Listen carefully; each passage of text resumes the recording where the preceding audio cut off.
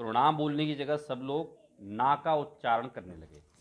Second thing, पूरी दुनिया सब भेड़ चाल चलती है, किसी को ये जानने की आज तक आवश्यकता ही नहीं हुई कि हम जो ड़मूकार मंत्र में ना बोला जाए कि णा बोला जाए, ये कौन सी भाषा में लिखा गया है और ये सबसे पहले कहाँ पाया गया।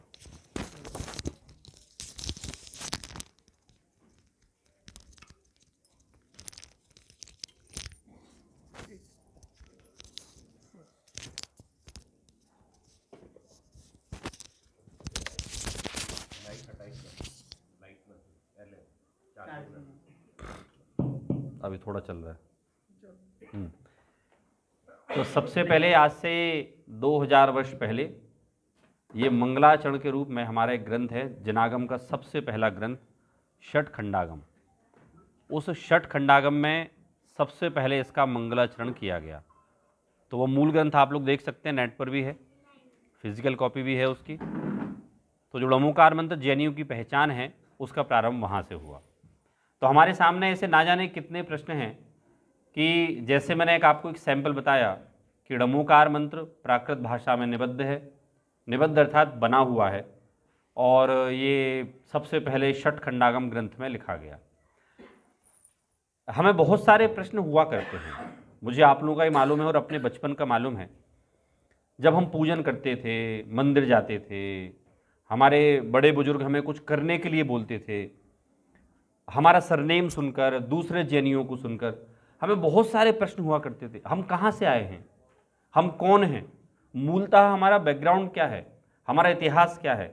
जो हम मंदिरों में 24 भगवान की जय बोलते हैं रोज, वो कौन है? क्या वो कोई स्पेशल सोल हैं? क्या वो पैदा हुए थे वैसे भगवान बने हुए, या भगवान बनना पड़ा उनको?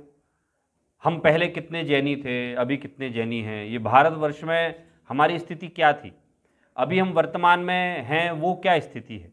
ऐसे बहुत सारे प्रश्न जानना हमें इसलिए आवश्यक है क्योंकि जब तक हम इस चीज़ का तर्कपूर्ण विचार नहीं करेंगे, तर्कपूर्ण विचार नहीं करने की परिस्थिति में हमें जनागम का जो मूल तत्व है वो ग्रहण कभी नहीं हो सकता है। कारण ये है कि बिना तर्क के कोई बात स्वीकार करने पर कोई दूसरा आकर आपके दिमाग को प्रभावित करके जाएगा, कोई तीसरा आएगा वो आपके दिमाग को प्रभावित करेगा, और ऐसे आप फुटबॉल बने रहेंगे। कोई यहाँ से मारेगा वहाँ जाओगे, वहाँ मारेगा वहाँ जाओगे, मारेगा वहाँ जाओगे। इसका मैं आपको सबसे सॉलिड मनोवैज्ञानिक साइकोलॉजिकल आपको मैं प्रेजेंटेशन देता हूँ। हम सबका ब्रेन, हमें पता नहीं है लेकिन हम सबका ब्रेन, मतलब मेरा नहीं, आप लोगों का ब्रेन ऑपरेटेड है। आपको ऐसा लगता है आप लोग जो निर्णय ले रहे हो ये आपके हैं, इनमें से एक भी निर्णय आपका नहीं है। सबके ब्रेन कैप्चर्ड किए हुए हैं, मतलब अपन बोलते ना हैकिंग, आप सबके ब्रेन हैक किए हुए हैं। और आपको पता नहीं है कि आप जो कपड़े पहन रहे हो, जो आप खाना खा रहे हो, आप जो सोच रहे हो, आप जो घर में अपने माता पिता को जवाब दे रहे हो, आप मंदिर में आके जो एक्टिविटी कर रहे हो, ये सारी की सारी एक्टिविटीज़ जो हैं आपके दिमाग में ये डेटा इंसर्ट किया गया है और किया जा रहा है रेगुलर बेसिस पे डेटा। पहले के ज़माने में सोना सबसे कीमती होता था, सोने के पीछे लड़ाइयाँ होती थी। एक समय ऐसा था जब केरल में काली मिर्ची बहुत ज़्यादा होती थी, आज भी होती है, और विदेशों ने केवल भारत पर इसलिए आक्रमण किया था क्योंकि उनको काली मिर्ची चाहिए था। वो बोलते थे ये ब्लैक गोल्ड है। ये आज पूरी लड़ाइयाँ काय के लिए हैं? डेटा के लिए लड़ाइयाँ हैं। भारत सरकार कानून बना रही है बहुत स्ट्रिक्ट, अगर किसी का डेटा चोरी हुआ तो घर में चोरी करने से बड़ा अपराध डेटा चोरी करना हो गया। तो मैं डेटा की बात क्यों बता रहा हूं? हमारे दिमाग में डेटा इंसर्ट किया गया है, और आज से नहीं, बचपन से हमारे दिमाग में एक ही डेटा डाला जा रहा है। लाइट आ गई? हाँ तो चेंज करो फिर।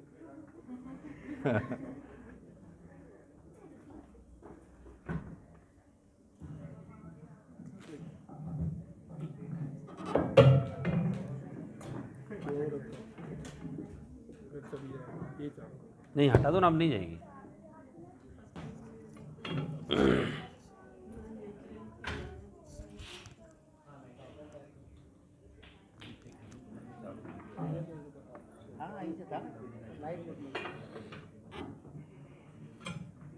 हेलो हेलो, हाँ थोड़ा तेज ही करो मां।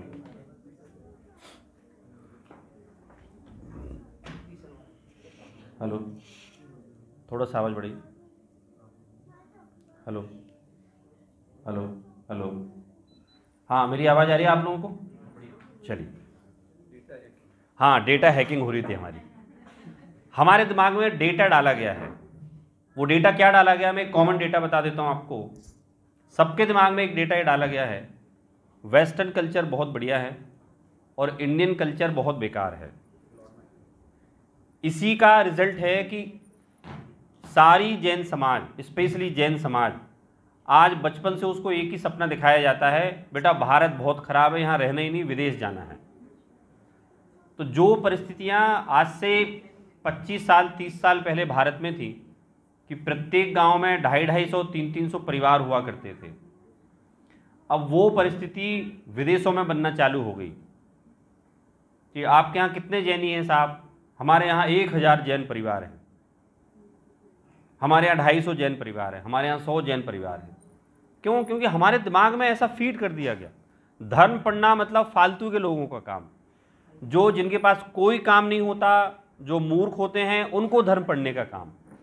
लेकिन आपको शायद पता नहीं है कि जितना रेस्टलेस आज का युवा है, उतना रेस्टलेस मतलब आकुल व्याकुल कभी नहीं था। माता पिता को हमेशा कंप्लेंट रहती है हमारे बच्चे लेट नाइट सोते हैं। आप जानते हो, माता पिता को बताता हूं मैं, बच्चे लेट नाइट सोते नहीं, इनको क्या करें, नींद ही नहीं आती इनको। क्यों नहीं आती? इनके दिमाग में इतनी आकुल व्याकुलता का डेटा फीड कर दिया गया कि ये पता नहीं क्या क्या सोचते रहते। टीवी में मान लो कोई चीज़ दिखाई गई एकदम कि ये कर लो तो आपका सपना पूरा हो जाएगा, तो फिर आदमी सोचने लगता है अगर मैं वैसा कर लूँ तो, अगर मैं क्लास में फर्स्ट ना आया तो, अगर मैं इतना पैसा कमा लूँगा तो, अगर मैं ये कर लूँ तो, और इस चक्कर में पूरी रात वो सोते ही नहीं है। वो एक मूवी आई थी DDLJ, आप लोगों ने देखी थी? हाँ बोलते जाना, हाँ सब ने देखी थी है ना। आप जानते हो किसने बनाई थी वो? कौन था उसका डायरेक्टर? हैं? यश चोपड़ा। उसकी मूर्ति लगी हुई है स्विट्जरलैंड में। क्यों लगी पता है? स्विट्जरलैंड को तब से ही जानने लगे उस मूवी के बाद से, उसने स्पेशली उसकी मूर्ति लगा रखी है और उसका स्पेशली सम्मान किया था कि भाई अगर तुम ना होते तो आज स्विट्जरलैंड को कोई जानता ही नहीं। तो सबके दिमाग में क्या हो गया, घूमने जाना तो कहाँ जाना, वहाँ जाना। अरे भाई आप भारत घूमे ही नहीं, आपने भारत को घूमा ही नहीं, डिसीजन पहले ले लिया। ऐसे ही सब लोगों को एक बात बता दी गई कि धर्म करना ढकोसला है, धर्म समझना वेस्टेज ऑफ टाइम है, और हम सबका ब्रेन वैसा हो गया है। 3 दिन में हम प्रयास करेंगे थोड़े थोड़े रूप में कि जो जैन धर्म का मर्म है, और आपको ये पता चलेगा कि हम लोग कितने महान इतिहास से संबंधित हैं। जनागम के सिद्धांत आज पूरे वर्ल्ड के लिए रिसर्च का विषय बने हुए हैं। वेस्टर्न वर्ल्ड ने क्या किया? भारतीय परंपरा मूर्खों की परंपरा है, और सबसे ज़्यादा रिसर्च वेस्टर्न वर्ल्ड भारतीय कल्चर पे कर रहा है, जिसमें जैन दर्शन पर सबसे ज़्यादा रिसर्च हो रही है, आपको पता ही नहीं है। हमें बताया गया, उनने बताया कि भाई भारतीय कल्चर मूर्खों का कल्चर है, ये लोग तो ऑर्थोडॉक्स हैं, पाखंडी हैं, और सबसे ज़्यादा पैसा खर्च और सबसे ज़्यादा रिसर्च वही करते हैं। तो भाई चलिए अपन प्रारंभ करते हैं कि हमारे साथ जैन शब्द लगा हुआ है। कौन है हम? क्या है जैन? कोई समाज है, कोई जाति है, कोई वर्ग है, कोई संप्रदाय है क्या? तो जैन शब्द दो, जैन धर्म में 2 शब्द हैं, एक जैन और एक धर्म। प्रत्येक इस तरह के दर्शन में 2 शब्द होते हैं, शैव धर्म, वैष्णव धर्म, ऐसे जैन धर्म। तो जैन का क्या मतलब होता है वो सुनिए आप लोग। जिनदेव की कही हुई बात, फिर से बोल रहा हूं मैं, जैन मतलब क्या होता है? जिनदेव की कही हुई बात का जहां वर्णन हो वो कहलाता है जैन धर्म। फिर से बोल रहा हूं मैं, जिनदेव अर्थात भगवान, भगवान की कही हुई बात का जहां वर्णन हो वो जैन धर्म, एक मीनिंग हो गया। दूसरा मीनिंग, जहां वस्तु के स्वभाव को बताया जाए वो जैन धर्म। क्यों? जिनदेव ने क्या बताया? वस्तु का स्वभाव। वस्तु का स्वभाव जानते हैं क्या होता है आप लोग? जैसे अग्नि का स्वभाव गर्म, जल का स्वभाव शीतल। ऐसे जहां वस्तु के स्वभाव का वर्णन किया जाए वो क्या कहलाता है? तो पहले तो हमें पता होना चाहिए। आज सबके सामने समस्या है, सारे युवाओं के सामने।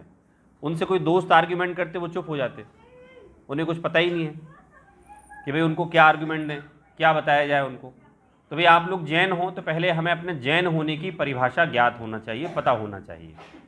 जैन धर्म अर्थात जो जिन आज्ञा को पाले या जिन देव की कही हुई बात को जहां माना जाए वो कौन सा धर्म है? जैन धर्म। अब प्रश्न ये है कि जिन देव ने कहा क्या है, तो इसको अभी हम यहीं रखते हैं, है ना। आप लोग देखो, मैं भी जो प्रवचन करूंगा, लेक्चर लूंगा ना, इसमें पुरानी मूवीज़ की स्टाइल नहीं रहेगी मेरी कि सीधी सीधी स्टोरी चलती थी। ये आजकल की मूवीज़ आती है ना, एक स्टोरी चली उसको वहाँ ड्रॉप किया, फिर नई स्टोरी चालू हो गई, फिर आखिरी में कनेक्ट करते थे पूरी। पुराने ज़माने में अश्विन भाई सीधी सीधी मूवी बनती थी, स्टोरी चालू हुई, कोई सस्पेंस नहीं, कुछ नहीं, ख़त्म। और आज की मूवी ऐसी होती है कि बड़े बुजुर्ग, मेरी मम्मी बोलती है, बेटा ये समझ में क्यों नहीं आ रही मुझे, ये कहाँ था फिर कहाँ आ गया। मैंने कहा आपको नहीं आएगी, नई ज़माने की मूवी है। ऐसे ही बड़े बुजुर्ग थोड़ा दिमाग लगाना, ये नई ज़माने की मूवी चलेगी यहाँ। अभी मैंने यहाँ छोड़ दिया एक प्रकरण, आगे लेते हैं अपन, दूसरा सीन चालू करते हैं। सीन ये है कि चलिए आज से हम चलते हैं 2600 वर्ष पहले, जिसे हम बोलते हैं बीसी, बिफोर क्राइस्ट, मतलब ईसा मसीह के 600 वर्ष पहले चलते हैं अपन लोग। अब साहब ये ईसा मसीह को बीच में क्यों ले आए?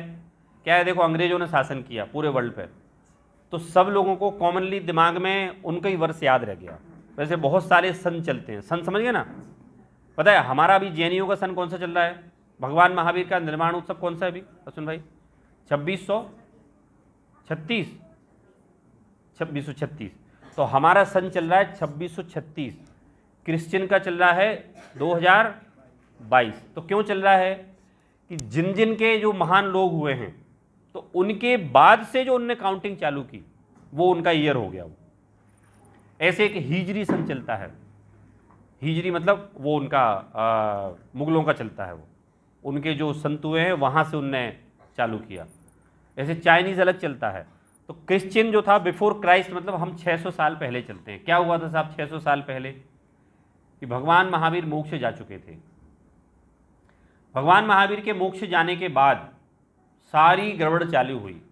जैसे एक मुखिया के जाने के बाद सारी समाज बिखरना चालू हो जाती है, इसी तरह से भगवान महावीर के मोक्ष जाने के पश्चात धीरे धीरे करके जैन धर्म में ह्रास होना चालू हो गया।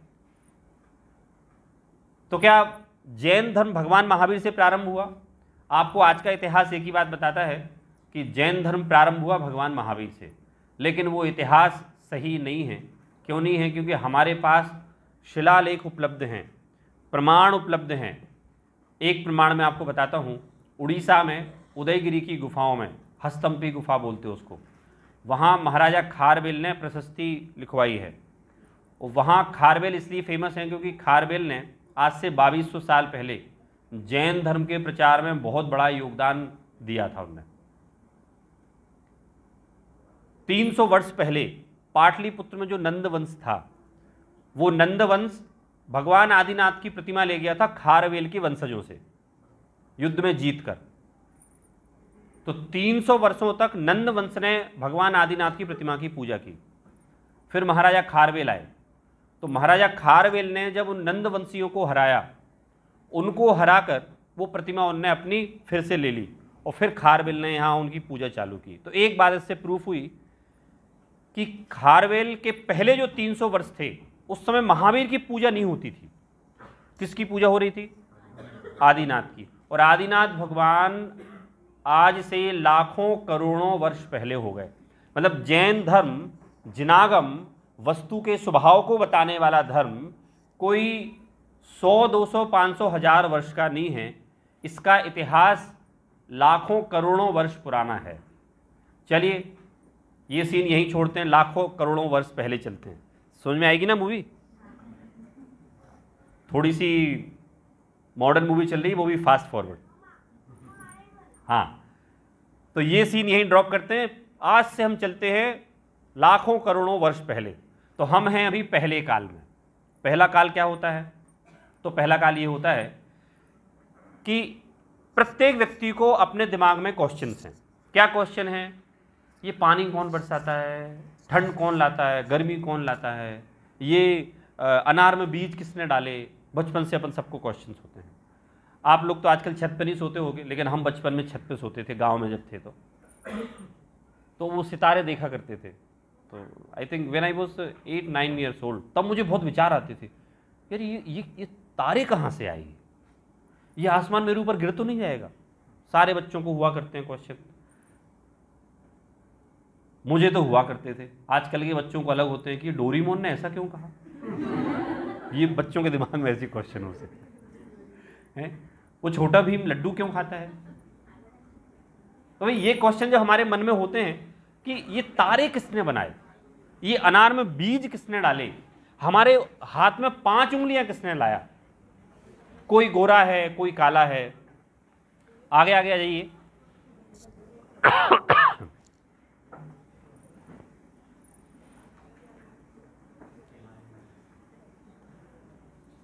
तो जिनागम के अनुसार जो भगवान की वाणी में आया, काल चक्र को 6 भागों में विभाजित किया गया है। मूलतः 2 भाग हैं, उपसर्पणी काल और उत्सर्पणी काल। उन एक एक काल को 6-6 भागों में विभाजित किया गया है।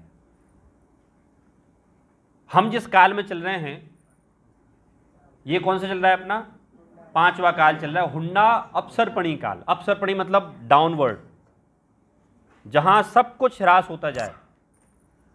क्या क्या है ह्रास? मतलब डाउन होता जाए। क्या क्या डाउन होता जाए? बल, आयु, लंबाई। तो अभी हम जहां हैं ना, करोड़ों साल पहले का जो सीन में है ना अभी हम, आपको पता है वहां लोगों की लंबाई ऊंचाई क्या होती थी? 500 धनुष। सिंपल भाषा में बोलता हूं, 3-4 किलोमीटर। 3 किलोमीटर मान लो, 3 किलोमीटर का एक आदमी, एक नहीं मतलब सब आदमी ऐसे ही होते थे, 3-4 किलोमीटर के। अच्छा, तो फिर उस समय इंटरनेट था? सुपर इंटरनेट था उस समय। आजकल जो चीज़ें हैं ना, आजकल आप क्या करते हैं, अपन वो वेडिंग मशीन होती है ना, जिसमें अपन पैसा डालो तो वो कोक आ जाए, कुछ भी आ जाता। उस समय तो बड़ी अद्भुत चीज़ें हुआ करती थी। इसमें तो मैनुअली वो डालना पड़ता है सामान। लेकिन हम अभी कहाँ हैं? पहले काल में। पहले काल का नाम है सुखमा। सुखमा याद कर लेना सब लोग हैं। देखो सांस्कृतिक प्रोग्राम भी होंगे, क्वेश्चन पूछूंगा, इनाम मिलेगी। एटली मोटी इनाम मड़े छे। मतलब मोटी मतलब वो मोटी हिंदी वाली नहीं है, आपकी मोटी बड़ी। हाँ, तो पहले काल में हम ही, और उस काल का नाम है सुखमा। सुखमा। अब थोड़े सावधान, एक बढ़िया सीन आने वाला है। इधर माता पिता नहीं होते। पहले काल में किसी के कोई माता पिता नहीं होते। होते मतलब साथ नहीं रहते, क्योंकि बच्चों का जन्म होते ही साथ माता पिता मर जाते हैं। और जो बच्चे जन्म होते हैं वो भाई बहन जन्म नहीं होते हैं उस समय पति पत्नी का जन्म होता है। फिर से बोल रहा हूं मैं, भोग भूमि की व्यवस्था है पहले काल में। पहले काल में भोग भूमि की व्यवस्था है, और वहां हजारों वर्षों की आयु, एक महल में रहने वाले 2 लोग, लेकिन कोई नौकर चाकर नहीं होता, कोई रिश्तेदार नहीं, कोई सास नहीं, बहू नहीं, बेटी नहीं, भाई नहीं, कुछ नहीं, केवल 2 लोग रहते हैं, पति पत्नी बस। जब उनकी आयु पूरी होने का समय होता है तो बच्चे जन्म लेते हैं, और उनके जन्म लेने के पहले ही वो मर जाते हैं। मतलब जन्म लिया और जन्म लेके मर जाते हैं। अब को उनकी डेड बॉडी कौन जलाएगा? तो मैंने कहा ना, सब कुछ ऑटोमेटिक है वहां। उनकी डेड बॉडी कपूर की भांति उड़ जाएगी। अब ऐसा, ये पहला जो काल है बड़ा मजेदार काल है, कुछ नहीं करना पड़ता, पता है आपको, पड़े रहो आराम से। ये जो एसी है ना, ऑटोमेटिक एसी होता है वहां। भूमि सुनो कैसी होती भूमि, निष्कंटक। निष्कंटक मतलब कोई कांटे नहीं, कोई कंकड़ नहीं, पत्थर नहीं, कोई लड़ाई नहीं, पूरा सबका शरीर सुगंधित। और बोले वो अगर कुछ चाहिए हो तो मशीन्स होती है कुछ उधर, जिनका नाम रहता है कल्प वृक्ष। वहां जाओ आप और एक बार बोलो, अब भाई मैंने 2 मोबाइल आप ही दो।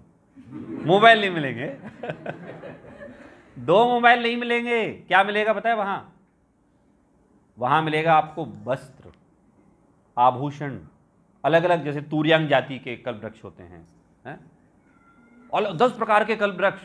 और सुनो, वहां रात नहीं होती, दिन, पूरा दिन। तो वो सोते कैसे होंगे? पर्दे लगा लेते होंगे, अंधकार हो जाता होगा, जैसा करते ना यूरोपियन कंट्रीज में, क्योंकि वहां बहुत 9 बजे तक गर्मियों में दिन ही रहता, अब सोना है उनको तो कैसे सोएंगे, वो पर्दे लगा लेते हैं। तो सुनो भैया, वहां कोई सोने की कंपल्सन नहीं है, उनका शरीर थकता ही नहीं है। खाने में मीनू सुन लो आप लोग, कोई मीनू नहीं खाने का। कल्प वृक्ष के पास गए, उनने दिव्य आहार दिया और एक बार खाया, कैप्सूल जैसा, आंवले बराबर, 3 दिन तक की छुट्टी। और सुनो, वहां कोई साफ सफाई वाला इसलिए नहीं है क्योंकि वहां निहार ही नहीं होता। निहार मतलब वॉशरूम नहीं जाते वो लोग, पसीना ही नहीं आता। तो बोले ये स्वर्ग की बात चल रही है कि भोग भूमि की? स्वर्ग और भोग भूमि के करीब करीब सेम स्टैंडर्ड है। तो अब प्रश्न सबका कॉमन आपके मन में भी उठ रहा होगा, जैसे मेरी सारी क्लासेस में उठता है, तो वो करते क्या होंगे साहब? लड़ाई तो है ही नहीं, दुकान भी नहीं जाना, आपने कहा साहब मोबाइल भी नहीं मिलेगा, तो टाइम पास कैसे होगा? और कमाना भी नहीं, तो करते क्या होंगे? ये करते होंगे कि उस भूमि का नाम क्या है? भोग भूमि। इतनी उत्कृष्ट जाति के भोग हैं कि 3 पल की आयु उनके निकल जाती और उनको पता ही नहीं चलता कब निकल गई। कैसे कि हम बोलते हैं ना कि सुख के सालों बीत जाते हैं और दुख के मिनट नहीं बीत पाते। नहीं समझे? सुख के सालों बीत जाते हैं और दुख के मिनट नहीं बीतते हैं। तो ऐसे ही वहां सुख रहता है। अब साहब पहला काल सुखमा सुखमा, मतलब अपन कहते हैं ना हाईएस्ट क्वालिटी के सुख होते हैं। धीरे धीरे पहला काल खत्म हुआ, दूसरा काल आया, तो दूसरे काल का नाम है सुखमा। जो हाईएस्ट क्वालिटी थी ना वो थोड़ी सी डाउन हो गई, तो दूसरे काल का नाम क्या हुआ? सुखमा। अब यहां भी सेम व्यवस्था है, कोई अलग नहीं है, माता पिता का कोई कंसेप्ट नहीं, मतलब घर में साथ में रहने का, बस जन्म देके मर जाते हैं वो। अच्छा, फिर ये लोग बड़े कैसे होते बच्चे? तो वो अंगूठा चूसते हैं 49 डेज में, अपने आप बड़े हो जाते घर में। अच्छा, फिर अकेले कैसे रहते होंगे? अरे भाई कहा ना भोग भूमि है, कोई डर ही नहीं, सबके एक एक महल हैं, सबके अपने अपने महल हैं। ठीक है। अच्छा और सुनो, वहां नामकरण नहीं होता, वहां लड़के का नाम रहता है आर्य और लड़की का नाम रहता है आर्या। ये साउथ मूवी में आते ना, सूर्या। मैं धीरे धीरे करके टेस्ट कर रहा हूं आपको, आज आप लोग क्या क्या देखते हो, साउथ मूवी देखते हो आप लोग? देख लिया मैंने, नहीं तो आपको पता ही नहीं चलता कि सूर्या क्या बोल रहे। चलिए, तो वहां नामकरण क्यों नहीं होता? क्योंकि सामाजिक व्यवस्था ही नहीं है वहां। दूसरा काल भी बहुत कंफर्टेबल, मजे का काल, आनंददायक काल, और दूसरा काल भी निकल गया पूरा। ये तो हुई सुविधाओं वाली बात, लेकिन दुविधा सुन लो आप लोग। उस काल में कोई भी मुनि नहीं बन सकता, कोई भी मोक्ष नहीं जा सकता। क्यों नहीं जा सकता? क्योंकि बड़े आदमियों के बच्चे कभी बुद्धिमान नहीं हो सकते। नहीं समझ बात आई? अभी आएगा कर्म भूमि पर, अपन आएंगे। तीसरा काल आया, तीसरे काल में अब थोड़ी सी समस्याएं पैदा होंगी। तो तीसरे काल का नाम है सुखमा दुखमा। सम्यक दर्शन तो कहीं भी हो सकता है, सम्यक दर्शन तो त्रियंच में भी हो सकता है और नरक में हो सकता है। ठीक है, देव में भी हो सकता है, मनुष्य को हो सकता है, स्त्री को हो सकता है। तो भाई क्या हुआ, अपन कहां आ गए? कौन सा सीन चल रहा है अपना? तीसरा काल। नाम क्या है तीसरे काल का? सुखमा दुखमा। अब साहब सुखमा तो समझ में आ गया, वो कल्प वृक्ष के पास गए। अच्छा, फिर उसमें ऐसा नहीं होता कि कोई ज़्यादा ले ले कोई कम ले ले, आपकी तो जितनी दम हो आप तो मांगो उससे, कल्प वृक्ष से। अरे दम क्या होगी, मांगोगे क्या आप? 100 रुपये देने पड़ेंगे मेरे को। उठाया नहीं मैंने। हाँ चलिए सुनिए, तो क्या हुआ कि भाई पूरा काल, तीसरा काल सब अच्छा चला, लेकिन आखिरी में अब गड़बड़ होना चालू हो गई। कैसे गड़बड़ चालू हो गई? अब 14 कुलकरों का जन्म होगा। 14 कुलकर जानते हो क्या होते हैं? 14 कुलकर मतलब ये होते हैं कि अब जब काल की व्यवस्था गड़बड़ाई तो उनको कोई गाइड करने वाला जो जन्म लेता है उसे बोलते हैं कुलकर। अनादिकाल की व्यवस्था है, ये कोई बनाई हुई नहीं है किसी के द्वारा। और याद रखना, ये सारी व्यवस्थाएं स्वतः चल रही हैं, कोई भी भगवान वो रेज निकाल के नहीं बना रहा है। वो टेंशन में नहीं है, now what should I do, should I continue this काल फॉर सम टाइम मोर और शुड आई स्टॉप हियर? नहीं भैया, दूसरा काल खत्म तो खत्म और तीसरा काल खत्म तो खत्म। तो क्या हुआ भैया, तीसरा काल चालू हुआ। आखिरी में गड़बड़ होना ये चालू हो गई कि कल्प वृक्षों ने थोड़ा सा सामान देना कम कर दिया। अपने आप लोगों में लड़ाइयां होने लगीं। एक कुलकर आए, उनने कहा आप लोग लड़ो मत, एरिया बांध दिया। ये साहब गुजरात वाले सारे यहाँ से लेंगे, ये मध्य प्रदेश वाले यहाँ से लेंगे, महाराष्ट्र वाले यहाँ से लेंगे, एरिया बांध दिए। फिर और लड़ाइयाँ होने लगीं गुजरात में ही। तो फिर एक नए कुलकर आए, उनने सीमांकन कर दिया कि भैया ये जो है ना अहमदाबाद के लोग केवल ये 4 कल्प वृक्षों से लेंगे बस। फिर और गड़बड़ होना चालू हो गई। पहले क्या होता था, बच्चे पैदा हुए माता पिता मर जाते थे।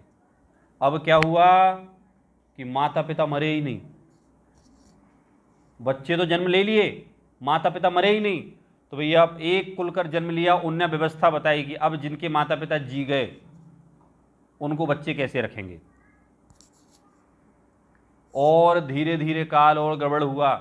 तो पहले क्या होता था, जब बच्चों का जन्म होता था तो नाल मतलब नाभि जो होती है ना, वो माता के गर्भ से जुड़ी होती है, पहले नहीं जुड़ी होती थी, लेकिन धीरे से वो नाल आने लगी बच्चों के साथ में। तो फिर उनने आगे कुलकर ने बताया कि साहब ये कैसे व्यवस्था करनी है। ऐसे करके धीरे धीरे करके जो आखिरी कुलकर हुए नाभि राय, वहां तक आते आते सारी व्यवस्था ऑटोमेटिक से मैनुअल पे शिफ्ट हो चुकी थी करीब करीब। ऑटोमेटिक से मैनुअल समझ गए ना। अब ये कल्प वृक्ष नहीं है, लोग भूखे मरने लगे, क्या खाएं? तो बताया गया कि साहब उगाओ खाओ, अब फ्री का नहीं मिलेगा कुछ भी। 14वें कुलकर जो थे वो नाभि राय थे और उनने पूरी व्यवस्था बताई। उनके बेटे का नाम था, नाभि राय के बेटे का नाम था ऋषभदेव। तो हमारा सीन अभी कहाँ चल रहा है, लाखों करोड़ों साल पहले। और वो ऋषभदेव को आदिनाथ इसलिए कहा जाता है कि काल के प्रारंभ में नाभि राय के बाद जिनने अपने हाथ में पूरी विश्व को संभालने की व्यवस्था का जो जवाबदारी ली, तो आदि मतलब स्टार्टिंग में जिनने वो व्यवस्था ली तो उनका नाम रखा गया आदिनाथ। और सुनिए आप लोग, जो वर्तमान में टैक्सेशन की जो व्यवस्था लागू है ये आदिनाथ ने ही लागू की थी। टैक्सेशन का पूरा सिस्टम, राज्य कैसे चलेगा, पूरा सिस्टम उनने ही बताया कि साहब राजा प्रजा की रक्षा करेगा, प्रजा अनाज आदि उत्पन्न करेगी और कुछ भाग कर के रूप में देगी। पहले क्या होता था, प्रजा बहुत ईमानदार थी, मान लो प्रजा ने 100 रुपये कमाए तो ईमानदारी से 30 रुपये टैक्स दे देती थी। अभी प्रजा बेईमान हो गई थी तो मोदी जी ने कहा सब लोग आधार दे दो अपने, उनने आधार ले लिए। अब आप नहीं भरोगे तो भरवा लेंगे आपसे वो। तो पहले ईमानदारी से भरा जाता था, अब आपको मन मार के भरना। लेकिन टैक्स की व्यवस्था, आप लोग सरकार को गालियां मत दो, ये व्यवस्था तो आदिनाथ, राजा आदिनाथ ने बनाई थी कि साहब टैक्स नहीं दोगे तो राज्य कैसे चलेगा। इतने सब के बाद भी आपको पता है भारत के 150 करोड़ लोगों में से केवल 7.5 करोड़ लोगों को टैक्स देना पड़ता है। पड़ता समझ गए आप? पड़ता मतलब नहीं, कोई उपाय नहीं है, बोले देना ही पड़ेगा, मजबूरी है। तो ये पूरी टैक्स की व्यवस्था। अच्छा और सुनिए आप लोग, स्त्रियों के लिए नियम, पुरुषों के लिए नियम, पूरी सामाजिक व्यवस्था का जो संचालन हुआ वो उसी समय हुआ कि साहब विवाह होंगे तो कैसे होंगे, किससे किसके विवाह हो सकते हैं। तो उस समय 3 वर्णों की स्थापना हुई। 3 वर्ण थे हमारे, क्षत्रिय, वैश्य और शूद्र।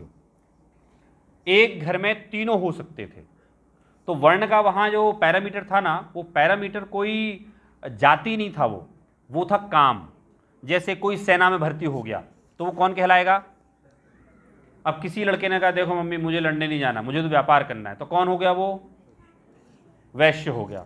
और एक लड़का अनपढ़ रह गया तो कुछ तो करना पड़ेगा ना उसको, तो वो कुछ दूसरे काम करने लगा, प्यून बन गया, साफ सफाई काम करने लगा। अच्छा घर में ही रह रहा, याद रखना, वो अलग अलग नहीं हुए, ये सब साथ में हैं। लेकिन इसे कहते हैं कर्म के द्वारा उसकी पहचान। ब्राह्मण जो वर्ग बनाया, ये वर्ग बनाया भरत चक्रवर्ती ने। तो ऐसे करके 4 वर्णों की व्यवस्था हुई। कौन कौन से 4 वर्ण हुए? व्यापार करने वाले कौन कहलाए? वैश्य। और आपके लड़ने वाले कौन कहलाए? क्षत्रिय। और जो साफ सफाई का कर्म करने वाले कौन कहलाए? शूद्र। अच्छा शूद्र जो शब्द है ये कोई हीनता का वाचक नहीं है, ये तो उस कैटेगरी के जो काम करते हैं उसको डिनोट किया गया। और ब्राह्मण तो फिर भरत चक्रवर्ती ने व्यवस्था बनाई कि जो पढ़ने पढ़ाने का काम करेंगे वो कहलाएंगे ब्राह्मण। तो ऐसे करके भरत चक्रवर्ती ने आगे व्यवस्था को कंटिन्यू किया। फिर आगे की आपको स्टोरी मालूम है कि ऋषभदेव को मोक्ष हुआ। भरत चक्रवर्ती और बाहुबली की थोड़ी सी कोई लड़ाई हुई, लड़ाई नहीं हुई मतलब एक मन में खेद आया दोनों के, और फिर भरत बाद में मोक्ष गए, बाहुबली ने अपना तप किया और वो मोक्ष चले गए। इस तरह से वो व्यवस्था जो वहाँ से बनाई गई, वो सारी व्यवस्थाएं आज भी वैसी की वैसी चल रही हैं, उनमें कोई व्यवधान नहीं आया है। चलते चलते चलते चलते ऐसे हमारे 22 तीर्थंकर हो गए। अब आ जाते हैं अपन 23वें पारसनाथ तीर्थंकर पर आ जाते हैं। मतलब मैं आपको ये बता रहा हूँ कि अगर कोई आपसे बोले कि जैन धर्म महावीर भगवान से स्टार्ट हुआ, तो आपको लॉजिक पता होना चाहिए कि नहीं हुआ। अगर कोई बोले प्रमाण कहाँ है, तो आप बता देना उड़ीसा में उदयगिरी की गुफाओं में राजा खारवेल के द्वारा लिखा गया हस्तम्पी गुफा में लेख है। और ऐसा एक लेख नहीं है, ऐसे सैकड़ों शिलालेख हैं। शिलालेख समझ गए ना, एक परमानेंट डेटा स्टोरेज है वो।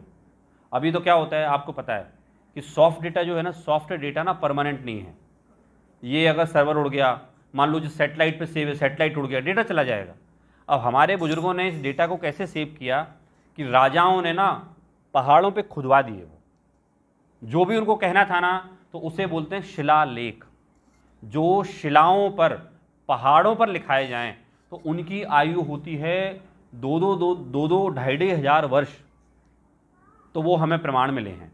ठीक है, भगवान पारसनाथ के समय में जैन धर्म यहाँ तक आते आते प्रभाव कम होने लगा था भगवान पारसनाथ के समय।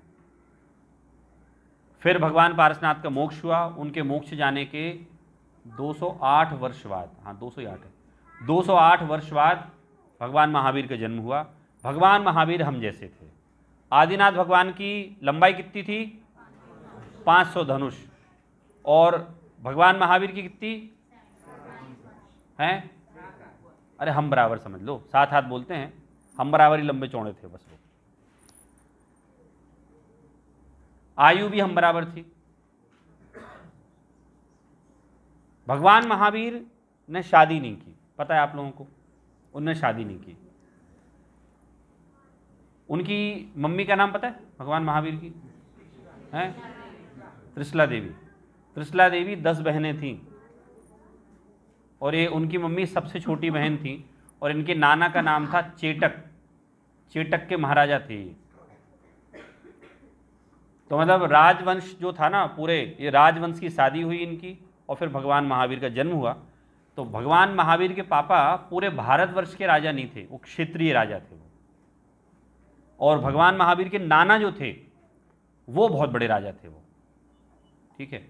राजा श्रेणिक और जो थे वो भगवान महावीर के मौसिया थे। मौसिया जानते हो ना, फूफा जी नहीं, मासा जी, हाँ। तो भगवान महावीर के समय में ये हुआ, उनको केवल ज्ञान हुआ, उन्होंने शादी नहीं की, इसलिए वो आजीवन ब्रह्मचारी रहे। 42 वर्ष की उम्र में उनको केवल ज्ञान हुआ। 72 वर्षों तक उनने उनके समव शरण पूरे भारतवर्ष में विहार किया और पूरे भारतवर्ष में विहार करके आखिरी तीर्थंकर हुए जिन्होंने अपने केवल ज्ञान में देखकर पूरी वस्तु की व्यवस्था बताई। मैं आपको बहुत इंपॉर्टेंट पॉइंट बताने जा रहा हूं। जब कभी आप जिनागम को पढ़ोगे तो आपके दिमाग में बहुत सारे क्वेश्चंस में से सबसे पहला क्वेश्चन होगा, ये कौन कहता है कि ये वस्तु की व्यवस्था सही है? किसने कहा? हमेशा प्रश्न आएगा, किसने कहा? तो इसके लिए शब्द आया है, परंपरा से प्राप्त जिनवाणी ने कहा। अब परंपरा से प्राप्त जिनवाणी क्या होती है जानते हैं आप लोग? तीर्थंकर आदिनाथ हुए, उनकी बात आगे बढ़ी, फिर एक तीर्थंकर हुए, उनने बात कही, आखिरी तीर्थंकर हुए हमारे भगवान महावीर। उनने केवल ज्ञान में देखकर पूरी वस्तु की व्यवस्था को बताया। क्लियर है? भगवान महावीर तक आ गए अपन लोग। तो देखो अपन ने जो सीन छोड़ा था ना, अपन ने यहीं छोड़ा था ना, मिला दिया पूरा। तो भगवान महावीर ने अपनी केवल ज्ञान में जो चीजें कही वो गौतम आदि उनके गणधरों ने सुनी और सुनकर अन्य आचार्य ने सुनी और उन्होंने फिर इसको लिपिबद्ध किया, अर्थात रिटर्न फॉर्मेट में लाए और फिर हमारे सामने उपलब्ध जो जिनवाणी है ये सीधी भगवान महावीर की कही हुई वाणी है। तो जो भी हम पढ़ने जा रहे हैं ये किसकी बात होगी? मेरा नाम पता है आप लोगों को? मेरा नाम पता है कि नहीं? बहुत बढ़िया। मूवी देखने गए, मूवी का नाम ही नहीं पता। टीचर 1 घंटे से अपन को पढ़ा रहा है और हमें नाम ही नहीं पता। मारो नाम सौरभ शास्त्री छे। मेरा नाम सौरभ शास्त्री है। याद हो गया? पहले इसलिए बता दिया कि आप लोग आपस में बात करो। शू नाम छे? हाँ, तो भाई भगवान महावीर ने गौतम गणधर आदि को बताया और ये जिनवाणी जो उपलब्ध है, तो सबसे पहले आपको ये लॉजिक के द्वारा स्वीकार करना पड़ेगा कि जो भी लिखित जिनवाणी हैं ये किसी व्यक्ति ने नहीं कही, ये कोई सौरभ शास्त्री ने नहीं कही, अरे आचार्य कुंद ने भी नहीं कही। मूलतः किसकी वाणी है? ये भगवान महावीर की वाणी है। भगवान महावीर की क्यों कह रहे हैं हम? क्योंकि सबसे आखिरी तीर्थंकर जो हुए भगवान महावीर हुए, उनका शासनकाल चल रहा है। तो भगवान महावीर ने अपने केवल ज्ञान में देखा और उनने जो वस्तु की व्यवस्था बताई वो वस्तु की व्यवस्था हमारे शास्त्रों में लिखी हुई है। तो पहले तो आप ये विश्वास करो जिनागम में जो बातें आई हैं वो किसके द्वारा बताई गई आई हैं? भगवान महावीर। मैं इस पर इतना जोर क्यों दे रहा हूँ सुनिए आप लोग। हमेशा हम ये देखते हैं अपने आसपास कि ये वाली बात कही किसने है। अगर कोई बहुत समझदार व्यक्ति ने कही, जैसे हमारे इंदौर में एक न्यूज़पेपर चलता है इवनिंग का, अग्निवाण करके है, तो आप उसकी अगर हेडिंग पढ़ेंगे ना तो वो बड़ी मसालेदार हेडिंग देता है, युद्ध चालू। अब युद्ध तो कहीं हुआ ही नहीं, तो वो ऐसी मसालेदार देता है। तो मैं देख के कोई मेरे को फ़ोन लगाता है, सौरभ जी पता है कल बारिश होने वाली, बहुत भयंकर। तो मैंने बोला क्यों? अग्निबाण में आया। मैंने कहा हाँ पता है। ठीक है, अब टाइम्स ऑफ इंडिया पे आ जाओ। अभी देखो, अखबार में कोई वैलिडेट नहीं कर रहा हूँ, मैं एग्जांपल दे रहा हूँ। टाइम्स ऑफ इंडिया, हाँ टाइम्स ऑफ इंडिया ने कहा है, मतलब इनकी कोई रिसर्च करके इनने कोई सॉलिड प्रूफ इनके पास होंगे तो कहा है। ऐसे ही ये बात किसने कही है? जब आपके दिमाग में आए तो आपके दिमाग में आंसर आना चाहिए भगवान महावीर ने कही है, जो कि केवल ज्ञानी थे। तो हो सकता है साहब सौरभ शास्त्री तो अल्पज्ञानी हो, इनको तो कुछ आते ही नहीं हो, अन्य दूसरे भी अल्पज्ञानी हो, उनको कुछ नहीं आता हो। लेकिन जब आपके दिमाग में एक ये वाली बात आएगी कि भगवान महावीर ने कहा है, तो आपका कॉन्फिडेंस लेवल और आपको सुनने का, समझने का जो उत्साह है ना, वो बहुत बढ़ जाने वाला है। तो बताइए आप लोग, हम 3 दिन चर्चा किसकी करने वाले हैं? किसकी वाणी की करने वाले हैं? तो जो भी यहां बात चलेगी किसके द्वारा कही हुई चलेगी? भगवान महावीर की। ठीक है, उससे क्या होगा अगर हम ये दिमाग में लाएंगे कि भगवान महावीर ने ये बात कही है, तो उससे फायदा क्या होने वाला है? हमें क्या फायदा होगा बताइए? हमारा जो आत्मविश्वास है, जो डेटा की वैलिडिटी है, वो जब हमें पक्की रहेगी तो हम तत्व को बहुत जल्दी ग्रहण कर पाएंगे। नहीं तो क्या होगा पता है, आप हमेशा कहते रहोगे हैं ये तो गप है, क्योंकि बातें ये से आने वाली है। अभी हमारे अमन जी शास्त्री लेंगे 3 लोग का प्रकरण, तो आप कहोगे गप है ये तो। देखो वैज्ञानिकों के स्टेटमेंट बदलते रहते हैं। हमारे जिनागम के स्टेटमेंट अनादिकाल से जैसे हैं वैसे ही हैं, क्योंकि जिनागम काय का वर्णन करता है? वस्तु की व्यवस्था का। और अग्नि आज से अरबों साल पहले कैसी थी? कैसी थी? उष्ण, गर्म। और आज कैसी है? और आने वाले टाइम में कैसी रहेगी? बस जिनागम वस्तु के इसी स्वभाव का वर्णन करता है, और इस स्वभाव को बताने वाले कौन हैं? भगवान महावीर।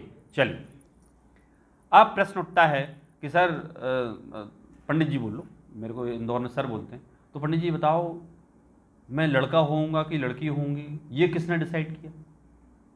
क्वेश्चन तो ये भी ना हमारे सामने कि वो लड़की हुई, वो लड़का हुआ, वो अमीर के घर में पैदा हुआ, वो गरीब के घर में पैदा हुआ, ऐसा क्यों हुआ? सबके दिमाग में क्वेश्चन आता है। तो देखो मैं आप लोगों से बोलता हूं, स्वयं किए जो कर्म शुभाशुभ फल निश्चय ही वे देते, करे आप फल दे अन्य तो स्वयं किए निष्फल होते। आपने अपने जो कर्म कर लिए उन कर्मों को भोगना ही पड़ेगा। स्त्री पर्याय का बंध किया तो कौन सी पर्याय मिलेगी? और पुरुष पर्याय का बंध किया तो कौन सी पर्याय मिलेगी? पुरुष पर्याय मिलेगी। इसका मतलब ये हुआ कि जिनागम में इस संबंध में कुछ कहा गया है। तो चलो इस सीन को यहीं छोड़ते हैं, आगे बताएंगे आपको। नेक्स्ट सीन चालू करते हैं। मूवी समझ में आ रही ना आपको? देखो मैंने डिसाइड किया था, वहाँ से आते में मैंने 2 ही मूवी बनाई थी। मैंने कहा या तो मैं सीधी 90, 60, 70 की मूवी बता दूंगा कि भाई बिल्कुल सीधी स्टोरी चल रही है, या फिर मैं 2022 की बताऊंगा। तो आप लोगों को देख के लगा कि 2022 की बतानी चाहिए। ठीक है, हाँ। अब साहब क्या हुआ कि जैन धर्म जैसे ही भगवान महावीर गए, तो मैंने एक सीन छोड़ा था ना, भगवान महावीर के जाने के बाद क्या हुआ? कौन है? भगवान महावीर के जाने के बाद क्या हुआ कि राजा विहीन हो गई पूरी पृथ्वी। अब भगवान महावीर रहे नहीं, कोई गाइड करने वाला रहा नहीं। तो उनके बाद हमारे कुछ शुद्ध केवली हुए। आखिरी शुद्ध केवली थे हमारे भद्रबाहु स्वामी। भद्रबाहु स्वामी इसलिए इंपॉर्टेंट हैं क्योंकि भद्रबाहु स्वामी के समय जैन धर्म में एक बहुत बड़ी हानि हुई, बहुत बड़ी हानि हुई। ये हमारा समय चल रहा है 250 बीसी। 250 बीसी समझिए ना, मतलब क्राइस्ट से 250 साल पहले का। और इस समय पूरे भारतवर्ष के राजा थे चंद्रगुप्त मौर्य। नाम सुना है? नाम तो सुना होगा आप लोगों ने, है ना? चंद्रगुप्त मौर्य। और अशोक का भी नाम सुना है, सम्राट अशोक। कौन थे पता है सम्राट अशोक? सम्राट अशोक चंद्रगुप्त मौर्य के पोता थे। पोते समझ गए ना, लड़के के लड़के थे वो। तो चंद्रगुप्त मौर्य क्या हुआ कि साहब इनको तो राज्य समझ में नहीं आया। और चंद्रगुप्त मौर्य का शासन कहां तक था? ईरान, इराक, अफगानिस्तान, ये पूरा का पूरा शासन एक कलिंग को छोड़कर, कलिंग मतलब उड़ीसा, वो भी उनकी संधि थी इसलिए नहीं था वहां। अब चंद्रगुप्त मौर्य मुनि बन गए। भद्रबाहु स्वामी जो थे ससंग विराजमान थे हमारे इंदौर के पास में, समझ लो उज्जैन। आहार लेने गए किसी के यहाँ, तो बाहर एक बालक पालने में बैठा था, और वो बालक बोला जाओ जाओ। तो हमारे मुनिराज उसको अंतराय मानते हैं, तो उनने अपनी आंकड़ी छोड़ दी। उस बालक से पूछा, बालक कितने वर्षों के लिए जाऊं? तो उसने कहा 12 वर्षों के लिए जाओ। तो ये एक निमित्त ज्ञान कहलाता है कि कोई लक्षण देखकर आगे क्या होने वाला है वो पहचान जाए। अब यहां एक बहुत बड़ी भयानक घटना होने वाली है। 12 वर्ष का अकाल पड़ने वाला है। आहार नहीं किया मुनिराज ने, वो चिंतित होकर पूरे संघ में उनने सलाह की और बताया कि देखो साहब, निमित्त ज्ञान से ये समझ में आया है कि अब 12 वर्ष का अकाल पड़ेगा और 12 वर्ष के अकाल में हमारा मुनि धर्म का पालन नहीं हो पाएगा। तो क्या करें साहब, आप बताओ क्या किया जाए। तो बोले साउथ में नहीं पड़ेगा। साउथ समझ गए ना, कहाँ? कर्नाटक, तमिलनाडु, कलिंग, वो पूरा बेल्ट। साउथ में नहीं पड़ेगा तो चलो अपन चलते हैं। अब सेठ लोग उस समय जो थे उज्जैन में, वो बहुत बड़े सेठ थे।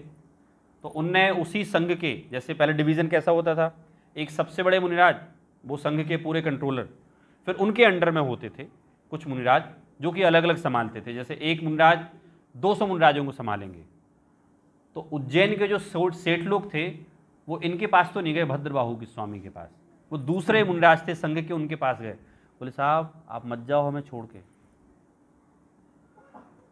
अपनी बैलेंस शीट बताऊं मैं अपनी, इतना पैसा है हमारे पास, इतना पैसा है कि हम 100 गांव को 100 साल तक बिना कुछ करे खिला सकते हैं। क्यों जा रहे हो आप, क्यों चिंता कर रहे हो आप? भद्रबाहु स्वामी तो देखो जानते थे, क्या जानते थे, 12 वर्ष का अकाल पड़ेगा, कोई यहाँ मुनि धर्म पालन नहीं हो पाएगा। तो वहाँ तो घोषणा हो गई कि साहब साउथ जाएंगे, 1 साल बाद अकाल पड़ना चालू होगा और 1 साल में हम साउथ पहुँच जाएंगे।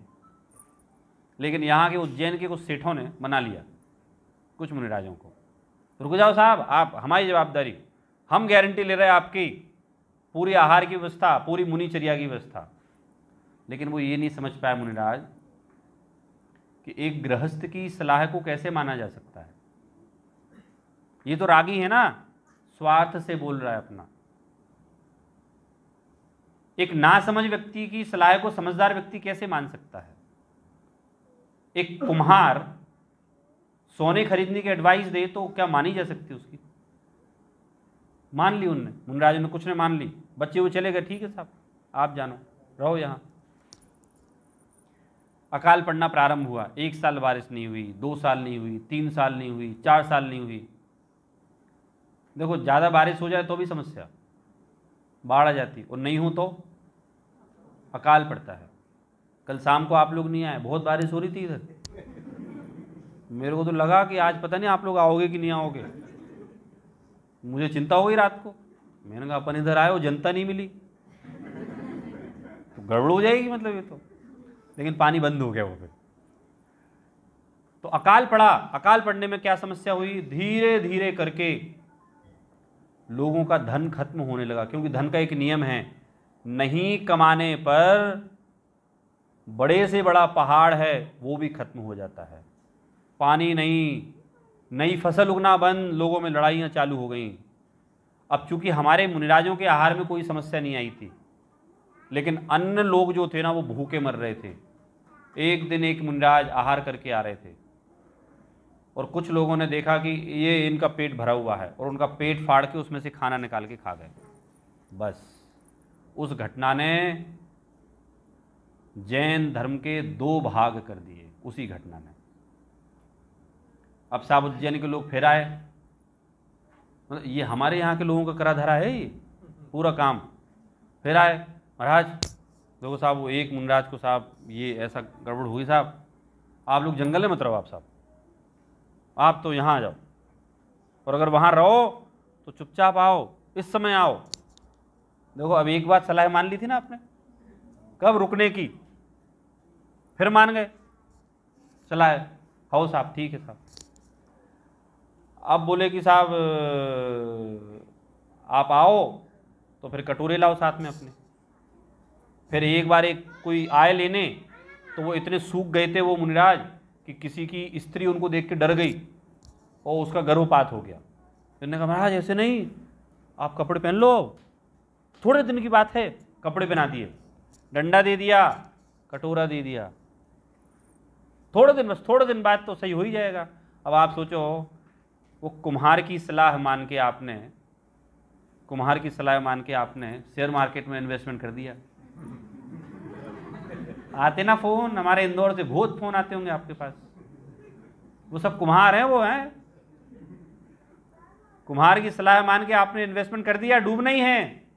ऐसे उन सेठियों की सलाह मान के उन मुनिराजों ने अपना पूरा दिगंबर वेश छोड़ दिया। उनने कहा साहब अब आप लोग अलग अलग मत रहो, खतरा बहुत है, एक जगह रहो, और आप या तो हम आपको खाना दे जाएंगे यहाँ, या आप लोग लेने आ जाओ। तो वो जब से चालू हुआ तो आज भी चालू है। बोले ये फिर नाम कैसे पड़ा दिगंबर श्वेतांबर? तो जो उज्जैन वालों ने सफ़ेद वस्त्र उनको दान दिए थे ना, सफ़ेद दिए थे, तो जिनने सफ़ेद वस्त्र ओढ़े वो श्वेतांबर हो गए, और जिनने कुछ नहीं पहना वो दिगंबर हो गए। सावा काल तो खत्म हो गया। वो साउथ से मुनिराज लौट के आए, उन्होंने देखा ये क्या हुआ इन लोगों के साथ। तो एक जो उनके प्रमुख मुनिराज थे उनसे कहा भैया आप अपना स्वरूप भूल गए, कौन थे आप, क्या किया आपने, ये गृहस्थों की बातों में आके पहले ही आपने गड़बड़ कर ली। अब कोई बात नहीं, दीक्षा छेद दी आपने, कोई बात नहीं, फिर से दीक्षित हो। उनको समझ में बात आ गई। लेकिन ये 2-4 साल 5 साल में क्या हुआ था, कुछ नए युवा भी उनके संघ में आ गए थे, जिनने दिगंबर तो देखा ही नहीं था। पता है जिनने क्या देखा कि अपना तो यही स्वरूप है, देखो जो उज्जैन वालों ने बता दी थी ना चीजें, आप एक जगह रहो, आप डंडा ले लो, आप कटोरा ले लो, उनको यही पता। तो जैसे ही इनने घोषणा की इसकी, तो अब क्या होता है कि जब किसी की अलग से दुकान जम जाए तो वो तो फिर तो जा ही नहीं सकती। तो उन युवा जो शिष्य थे उनने उनको मार डाला, मतलब इतना मारा कि मार ही डाला उनको। वो मर के बेंतर बन गए। वो फिर बेंतर बनने के बाद आए तो बहुत कूटा उन लोगों को जिनने मारा था उनको। तो उन्होंने कहा हमें मारो मत साहब, आप कहो क्या करना है, हम फिर आपकी पूजन करेंगे। तो उनकी कुछ हड्डियों की कुछ वो ढांचा जो बचा था उनका, जो जलाने के बाद उसकी कुछ पूजा करते थे। आज भी वो पूजन होती है। ऐसे करके कालांतर में धीरे धीरे करके वो जो साउथ में मुनिराज गए थे वो पूरे मूल संघ आमनाय के रहे। मूल संघ आमनाय अर्थात कि जो भगवान महावीर को फॉलो करने वाले थे, और जो उज्जैन रुक गए थे। अब आप कहोगे साहब उज्जैन से गुजरात कैसे आ गए? तो उस समय से अभी बहुत परिवर्तन हुए। आपको जान के आश्चर्य होगा, हमारे पूर्वज भी गुजराती थे, यहाँ से मध्य प्रदेश में गए थे। 17वीं शताब्दी में हमारे जो पूर्वज थे यहाँ से मध्य प्रदेश चले गए थे। क्यों गए थे? क्योंकि उन पर कन्वर्जन का खतरा मंडराने लगा था, तो वहाँ चले गए थे। तो ऐसे करते करते करते हमारे जो जैनी थे साहब 2 भागों में विभाजित हो गए। तो ये विभाजन कोई अभी का नहीं है, BC 250, समझ गए ना, 250। लेकिन ये हुआ कि वो लिमिटेड था, मतलब जो उज्जैन के जो लोग थे ना वो लिमिटेड थे, तो वहीं तक रहा। धीरे धीरे करके वो उनकी संख्याएं बढ़ी, सबकी संख्याएं बढ़ी। लेकिन ऐसी कभी दिगंबर श्वेतांबर में कोई खूनी संघर्ष कभी नहीं हुआ, क्योंकि अहिंसा का सिद्धांत जो था, अरे मेन तो वो मुनि थे ना जो दिगंबर, उनने पूरा माल तो ट्रांसफर वैसा का वैसा कर दिया ना। अब दुकान कुछ जमानी थी अलग से, तो फिर कुछ अलग से उनने पट्टियां लगाई, कुछ अलग से स्लोगन बनाए, तो कुछ अलग से रहा। नमोकार मंत्र वही रहा। नमोकार मंत्र तो इनफैक्ट बाद में लिखा गया, तो उनने अडॉप्ट किया उसको वो। तो ऐसे करके 2 विभाजन हुए। फिर उसके बाद मुस्लिमों का शासन आया, तो मुस्लिमों ने मूर्तियां तोड़ना चालू की। तो हमारे कुछ पूर्वजों ने कहा, जैसे अपन अभी बैठे ना भाई, आप लोग सोचते हो शिविर लगाया जाए तो युवा जुड़ेंगे, जैसे हमारे पूर्वज ही बहुत काम करते थे। उन्होंने कहा साहब ये तो हमारी सारी मूर्तियां टूट जाएंगी साहब, और हमारे जो बच्चे होंगे, बच्चों के बच्चे होंगे, उनको पता ही नहीं होगा, तो क्या करें अपन? एक काम करते हैं, मंदिरों में मूर्तियां तलघरों में रख देते हैं सुरक्षित, और हम तो जिनवाणी रख देते हैं। और लोगों से कहेंगे, जो लोग आएंगे तोड़ने, हम भी साहब देख लो मूर्ति पूजक नहीं है, भाग जाएंगे वो। तो ये समय है औरंगजेब का, उनका शासन तो चला गया, लेकिन वो शासन ना 2 कुरीतियां दे गया। दिगंबरों में एक पंथ पैदा कर गया जिसका नाम है तारण पंथ। वो लोग मूर्ति नहीं पूजते दिगंबरों में, पता होगा आप लोगों को। और एक श्वेतांबरों में जिसे थानकवासी बोलते हैं। ऐसे करते करते भेद हुए। फिर आप कहोगे साहब ये 13पंथी 20पंथी कहाँ से आए? 17वीं शताब्दी में 300 वर्ष तक कोई दिगंबर मुनि हुए ही नहीं। क्यों? क्योंकि पूरा 300 वर्ष तक मुगलों का शासन था। उस मुगलों के शासन काल में कोई भी दिगंबर मुनि नहीं हुए। तो जब शिथिलाचार बहुत बढ़ने लगा तो पंडित बनारसी दास जी और पंडित टोडेमल जी, इन लोगों ने उस शिथिलाचार के खिलाफ अगेंस्ट में जो आवाज़ उठाई कि भैया ये हमारी मूल परंपरा नहीं है। हमारी मूल परंपरा तो ये है भगवान को वीतरागी माना जाए, स्त्रियां अभिषेक ना करें, किसी प्रकार से मंदिरों में आडंबर ना हो, हिंसा ना हो, मिथ्यात्व का पोषण ना हो। तो वो बनारसी दास जी और टोडेमल जी, ये विद्वान थे दो, इन लोगों ने उस परंपरा को बढ़ाया। तो उसे बोला गया साहब 13पंथी। 13पंथी के 2-3 मीनिंग होते हैं। जो 13 पंथ सो मेरा पंथ, मतलब हे भगवान जो आपका मार्ग है वो ही मेरा मार्ग है। दूसरा 5 समिति गुप्ती और 3 क्या पालन करने वाले जो हमारे दिगंबर मुनिराज होते हैं वो कहलाए हैं 13पंथी। और 20पंथी का एक प्रमाण जरूर मिलता है कि उस समय पूरे उत्तर भारत में 20 गद्दियाँ थीं। किनकी? भट्टारकों की।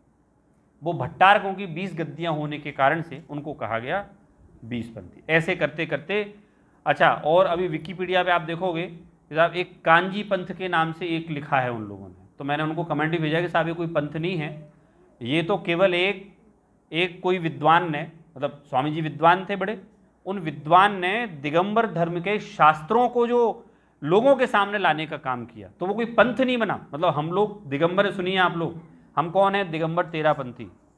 हम इसके अलावा और कुछ भी नहीं है, लेकिन वो विकिपीडिया पे किन्हीं लोगों ने डाल रखा है वो।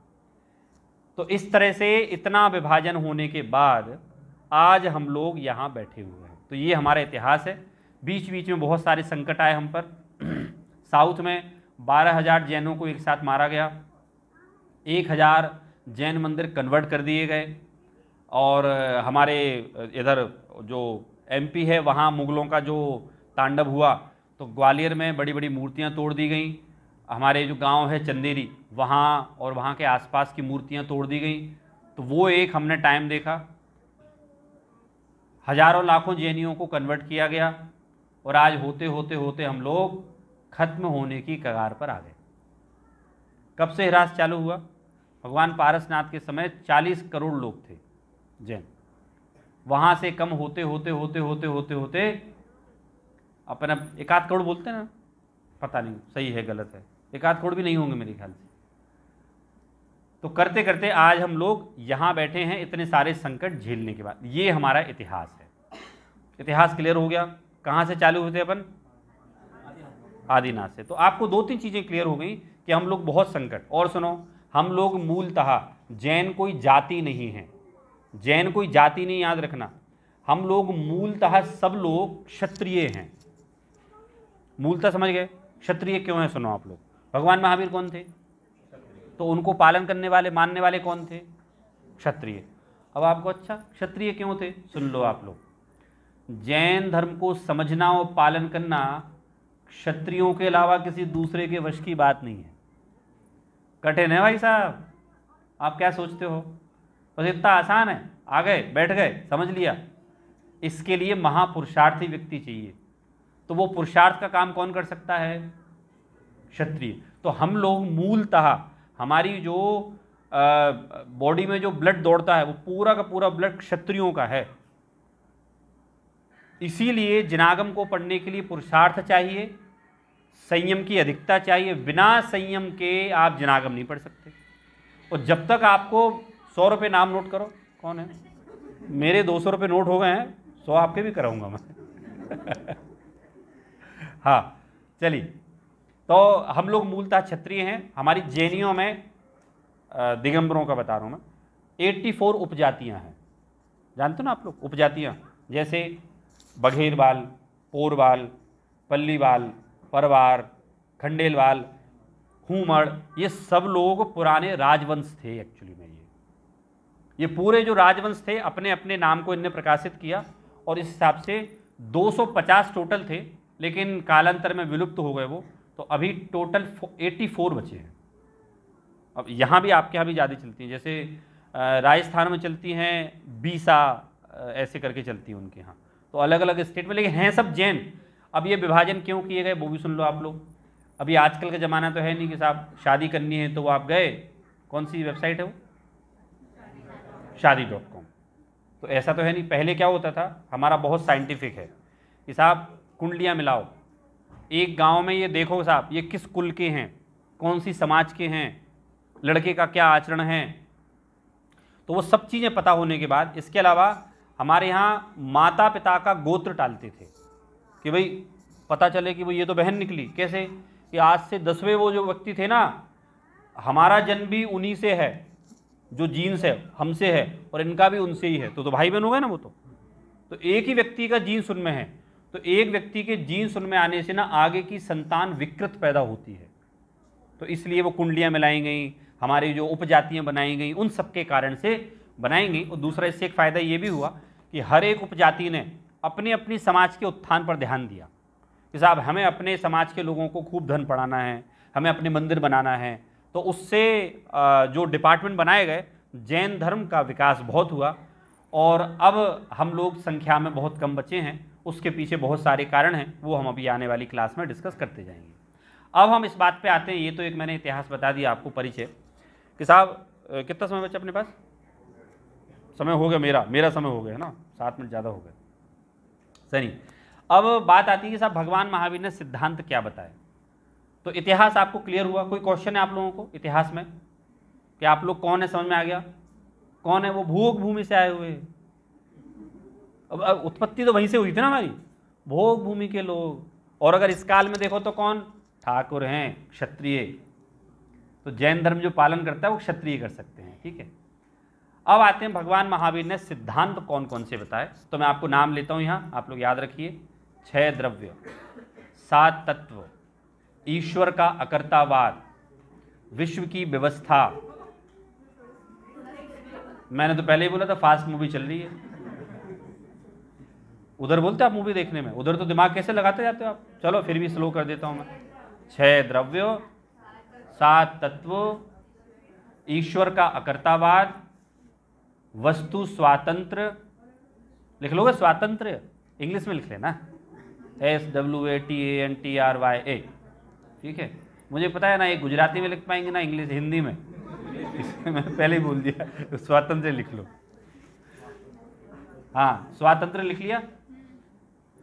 सबके पास कॉपी पेन होना चाहिए ना कल से। कहाँ है बालक तुम्हारा? हाँ, कहाँ था मैं? वस्तु स्वातंत्र पे। इसके बाद अकर तत्व लिख लिया। हाँ, वस्तु विश्व की व्यवस्था लिख ली, विश्व की व्यवस्था। कर्म का सिद्धांत,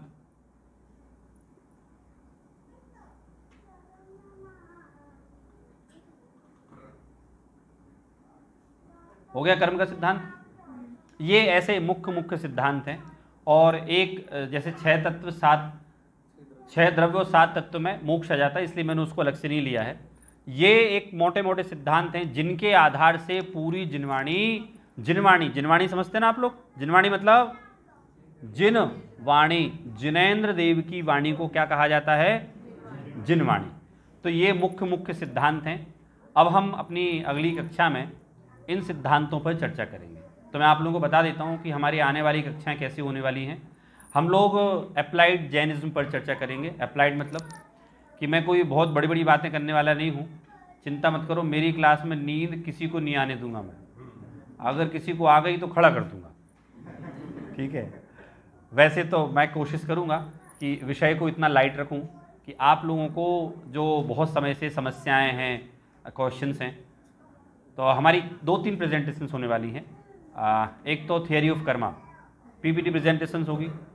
इसके अलावा how to live happy life, stress management, ऐसी हमारी कक्षाएं होंगी जिसमें लौकिक और हमारे धर्म से कैसे हम सॉल्यूशन निकालें। तो उसमें मैं एक इम्पोर्टेंट टॉपिक और लेने वाला हूं, हाउ टू अर्न मनी। आप लोग शायद मेरे बैकग्राउंड को नहीं जानते हैं। आपको पता है मैं सैकड़ों लोगों का कमाऊ पूत हूं, कमा के देता हूं लोगों को। मैं वेल्थ मैनेजर हूं, एक सैकड़ों लोगों को कमा के देता हूं। तो इसलिए मैं आपको बताऊंगा how to earn money through Jainism.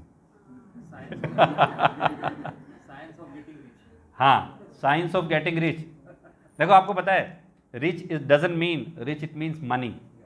Rich it means your thoughts में be rich, your lifestyle में बी रिच। मतलब लोगों ने जहां रिच बोलो ना, रिच मतलब पैसा। आप जानते हो पैसा, कोई भी वर्ल्ड का बड़ा आदमी पैसे को रिचनेस की डेफिनेशन मानते ही नहीं। वो क्या बोलता है, if I am rich in knowledge then a plenty of money I can earn any time, but I am not rich in knowledge and if I get any money by heredity I will lose in some time. तो भाई richness क्या होती है?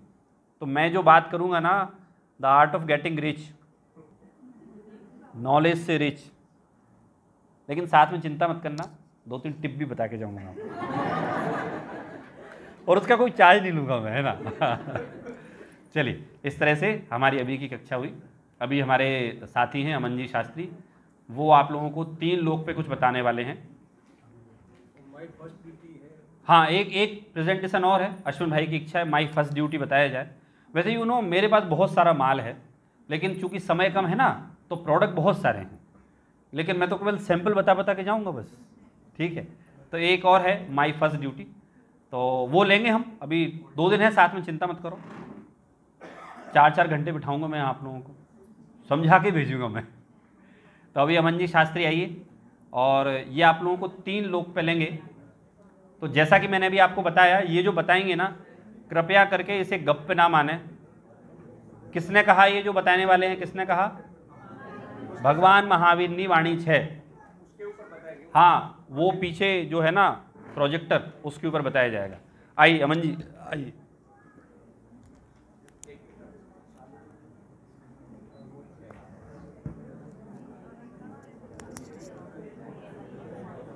अरे भूख तो नहीं लग रही किसी को? भूख? हाँ, बस मैं भी यही बोल रहा हूँ। लग रही हो तो बैठे रहना, 1 के पहले नहीं मिलेगा। पानी पीने जा सकते हैं। हाँ हाँ,